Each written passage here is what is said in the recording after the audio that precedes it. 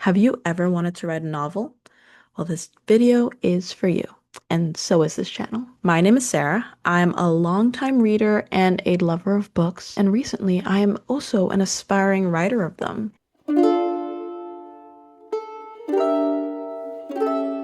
So I've always loved books, but for a long time I never really felt the desire to write one. But about a year ago, I did decide that I wanted to try writing a book. I had an idea that I really liked, and so I took a novel writing intensive and it changed my life. So I want to do it again with you guys. November is coming up, and more importantly, NaNoWriMo. But we can't just jump into it. Writing a book is like an expedition, so we've got to prepare, and that's why we're doing Preptober. So what even is NaNoWriMo and Preptober? If you haven't heard of it before, NaNoWriMo stands for National Novel Writing Month. And Preptober is what it sounds like. It's preparation for NaNoWriMo. Bear with me. I know that NaNoWriMo is no longer as in the official organization, and I will address it. So the goal of NaNoWriMo is pretty simple. Just write 50,000 words in a month. And that's exactly what we're going to do. Before that, however, we're going to prepare with some exercises and activities. They'll be fun, don't worry. That'll help us develop our ideas and stories. So, kind of like filling our packs, to go back to that metaphor of this being an expedition with, rope and matches and whatnot for our journey. My plan is that this will culminate in sort of a guide going into November. That'll just help us as we're writing our novels because a novel is a really big project. Yeah, so I've broken it down into four major areas, roughly for each week of Preptober. So let's get into it. Week one is idea generation and deciding what we actually want to write about. Week two will be characters, week three, plot, and then week four will be world building and setting, plus a few fun extras just to get us really excited about writing our novels. I personally will be writing a fantasy novel. That's generally the genre I like to write in and read. I read a lot of fantasy, but really think this framework can apply across any genre. So whatever you're writing, whether it's a memoir or like a horror story or a romance, feel free to join along for the ride. I will concede that world building in particular, especially extensive world building, does feel very fantasy specific, but I mean, every story has a setting. Even no setting is a setting because you have to think about how to communicate that. So, yeah, this will be applicable to any novel. So I really want to drive that point home. This channel is for anyone who wants to write any kind of novel. I would love to create a community where we just support each other and work towards this goal and have a great NaNoWriMo.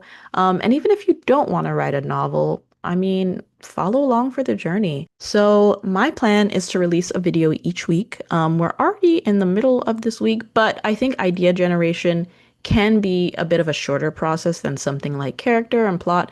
And I definitely have more to say on those topics. So I'll release a video exploring each topic and laying out the exercises we're going to do, some tips and guidance that I've picked up from my first go around, and also just talk a little bit about like what I'm writing and how I'm going to go about it. And so the exercises will be a combination of exercises from the wonderful novel writing class I took, some from blogs and podcasts and just content I've seen online or read, and a few from my own amazing imagination. In terms of credentials, why should you be listening to me? You shouldn't. Just kidding. Please don't go. Like I said earlier, I have done this once before, and I did complete the 50,000 words, although my grade was on the line, so there is that. But I learned a lot, and I want to share it with you all. And just in general, share my journey towards hopefully becoming a published author one day. So I welcome you. Join in, either to write or just to watch. All right, so let's get into week one. I've yapped enough. The focus is idea generation. And I think the first question we have to ask is what makes a good book idea? And I'll start by saying that ideas are cheap, but execution is everything. And this is something I have heard specifically from the Sanderson lectures. Those are a great resource, and I will talk about them more later. But I think it's been said by a lot of people when I looked up the quote. On the one hand, when I first heard this, it felt like my idea was being trivialized. I was like, no, but my idea is so wonderful and amazing. But I really think the point is to show you that you do not have to stress too much about coming up with the best idea, any idea can be turned into a wonderful, beautiful, riveting story with the right execution. And the goal is really just to free you from the shackles of thinking you have to spend hours and days and months poring over the perfect idea. And if you don't, that you won't write a good book. That is not true. So now that we know that a good book can come from any idea, where can we draw inspiration from? The most basic way that I've understood how to know if an idea can support a story, because while I do agree that ideas are cheap, not every idea is substantial enough to support a story. And or an idea might need more fleshing out. So that's really what I mean. The central tension, I think, that you need to really think about when coming up with an idea for a story is that a character wants something and they can't have it for some reason, and then they try to get it. I think idea generation connects very tightly with character development and plot, so it is a little difficult to untangle them. And that's why we're going to talk about character and plot pretty soon. But that foundational understanding that a story is the tension between wanting something and not being able to get it, and what you do to try and get that thing has been extremely helpful to me. So, where can we actually start looking for inspiration? I found a really great article called How to Come Up with Story Ideas. I'll link it in the description below, and we'll start there. So, one idea they mentioned was write a story that you want to read that hasn't been written yet. If you find yourself reading a book and you start thinking, oh, I wish this other thing had happened, I wish we'd followed this character in this chapter instead of that one. What if their plan to defeat the big bad didn't work out? Those are great places to start digging for your own story ideas, right? Fan fiction is another way that's, I think, closely tied to this. You might want to start from a story that you already love, a setting, a time period, and imagine it in a different setting, you know? Delve into the imagined backstories of a side character, or even think about the implications 1,000 years later. Like, who's there now? What do they know about the existing story? Another place is writing prompts. Writing prompts are great, plus free writing. So pick a prompt that sparks your interest and just do a stream of consciousness writing for 10, 15 minutes and go back and sift through that. And I think a lot of wonderful ideas can come from just letting your subconscious go wild. Real life is also an amazing inspiration. So mine your own experiences. It can be your own life, such as The Glass Castle by Jeanette Walls. I read that book when I was really young, and I definitely actually want to read it again, side note. But that was an amazing book, and it talked about her own life growing up. You can even use historical events that didn't happen to you, right? Health of a Yellow Sun by Chimamanda Ngozi Adichie is about the Biafra War, and that's a really amazing book. And I think it's a love story within that context. One thing that I like to do is think about vibes that I enjoy, and I mean vibes in an all-encompassing way, meaning like genres, moods, scenery, weather. You know, I love winter and fall, and I feel like that's definitely a vibe. Styles of clothing. That's kind of what I'm doing this time. So I really enjoy the like gothic literature aesthetic. So vampires, I loved Sinners, frightening forests, mystery, creepiness, and unease. And I'm drawing inspiration from that combined with my love of Ghanaian folklore. I'm from Ghana, and stories that I've been hearing since I was a child. I'm really excited about exploring those vibes, right? I also love letting ideas marinate in my mind. And I don't know if that's procrastination. I'm a terrible procrastinator, but I'm firmly convinced that our subconscious is capable of generating some truly amazing ideas. And we just need to give it time to cook, you know? And I don't think we do that enough. The first time I did NaNoWriMo, I was having a hard time, you know, coming up with plots. Sometimes my characters would get in a pickle and I'd be like, I don't really know how to solve this. And I'd be stuck. And I realized I was always listening to something. Like I was always listening to a podcast or watching a show or just having a YouTube video playing in the background. And I wasn't giving myself enough time to be with my thoughts and let them kind of turn over, combine, reform into new things. So I started taking showers without listening to a podcast, which I usually do. And things started clicking. It was kind of amazing and kind of terrifying that I had been letting all this thinking time go to waste. So my advice this week and throughout the entire process, Preptober, NaNoWriMo, is to take some time every day to not listen to something and be alone with your thoughts. And I know it can feel so bad at times.